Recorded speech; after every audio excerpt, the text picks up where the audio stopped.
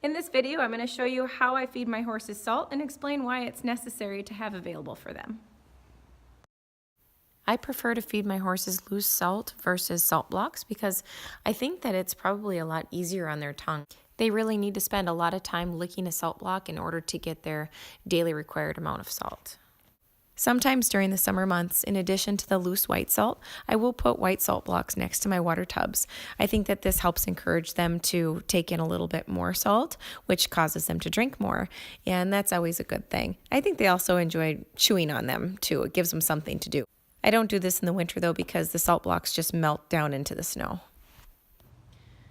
Horses need salt in their diets just like humans do. Salt is an electrolyte and it's something that is absolutely necessary in their diet.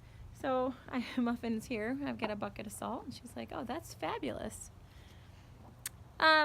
Basically, you know, a lot of folks just take a salt block and just toss it out in the pasture. I found that that's, you know, after doing research and seeing how much a horse actually needs in their diet, they need, you know, it just, the minimal is a couple of tablespoons a day. So what I started doing is I give my horses their salt-free choice. So I have plain loose salt that I get from the feed store in 50-pound bags. And in my shelters, I have, because I'm like, well, how am I going to feed them loose salt in the pasture when my horses stay out 24/7?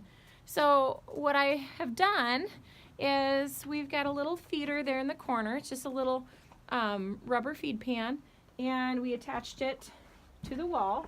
And as you can see, this was filled, oh, I don't know, maybe 2 weeks ago, not quite. I make sure to check my salt feeders every week, but typically I only have to fill them every 2 weeks. But even when they have salt in their feeder, they still all come over and find me, and they like to eat it out of the bucket.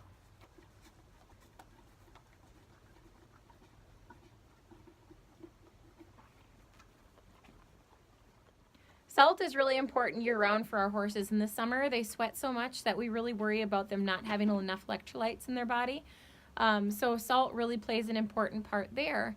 Salt encourages horses to drink water, which is really necessary in the winter. I'm always concerned about them not drinking enough, which can lead to impaction colic, and that's very scary to deal with. So we want to make sure that they always have salt available to help with that.